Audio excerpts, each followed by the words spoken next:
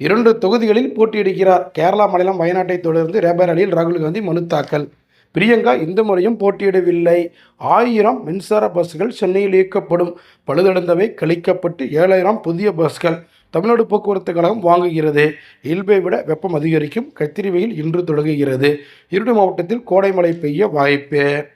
அக்னி நட்சத்திரம் இன்று தொடங்குகிறது. தமிழகத்தில் மின்சாரத்தின் தேவை 20,830 மெகாவாட்டை எட்டியது. எரிசக்தித்துறை அதிகாரிகள் தகவல். தாளவாடி அருகே சூறைக்காற்றுடன் ஆலங்கட்டி மழை. 20,000 வாழைகள் முறிந்தன. மின்கம்பங்கள் சாய்ந்ததால் இருளில் மூழ்கிய கிராமங்கள். மேற்கு வங்காள அரசியலில் பரபரப்பு. கவர்னர் மீது பெண் ஊழியர் பாலியல் புகார். மம்தா பானர்ஜி கடும் கண்டனம். ஆறுகள் வறண்டு விட்டதால் ஈரோட்டில் மின் உற்பத்தி கடும் பாதிப்பு. மின் தட்டுப்பாடு ஏற்படும் அபாயம். தினத்தந்தி முன்னாள் ஆசிரியர் ஐ. சண்முகநாதன் மரணம். முதலமைச்சர் மு.க. ஸ்டாலின் இரங்கல். கொடைக்கானலில் இருந்து முதலமைச்சர் மு.க. ஸ்டாலின்